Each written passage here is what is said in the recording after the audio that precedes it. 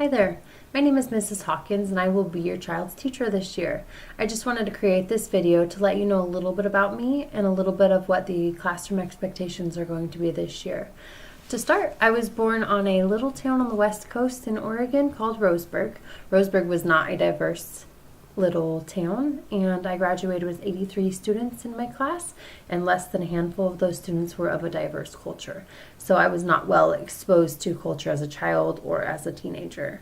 When I turned 18, I graduated and I went into the military, as well as taking some college classes about cultural competency, and this is when my eyes were opened that there was so much out there in the world and so much to be aware of that I had never experienced on my own.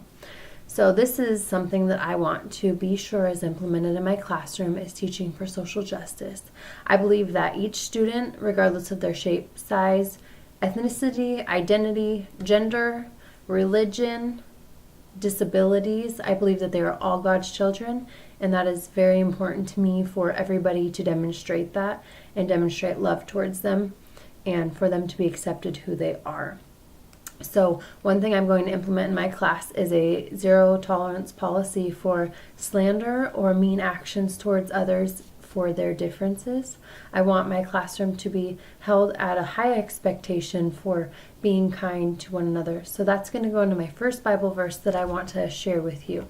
It is John 13:34 through 35 in the NIV version.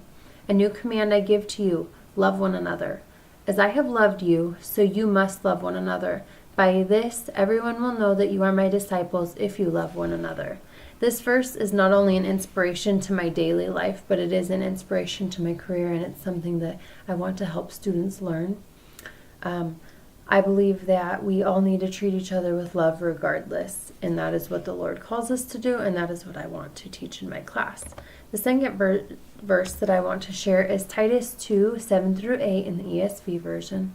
Show yourself in all respects to be a model of good works, and in your teaching show integrity, dignity, and sound speech. So these are three things that I want to model for my students. I want to model integrity by the way that I hold myself accountable as well as holding them accountable. I want to admit when I'm wrong to them so it shows them that you can tell the truth when you're wrong. Having integrity inside you takes courage sometimes. I want to treat everybody with dignity. That's respect for everybody, and I plan to show that to my students, to the parents, and to my coworkers. I think it's very positive for students to see my interactions with other coworkers to be positive and to be wholesome, as well as sound speech. I think that my speech and my wholesome talk is a very good way to model to students how we should treat one another, and I believe that I have to hold myself accountable if I'm going to hold them accountable, and these are the things that I'm going to show as models for my teaching. So I hope this shows you a little bit about some of the expectations in my classroom, and it gives you a little bit about me and my worldviews and my perceptions of life.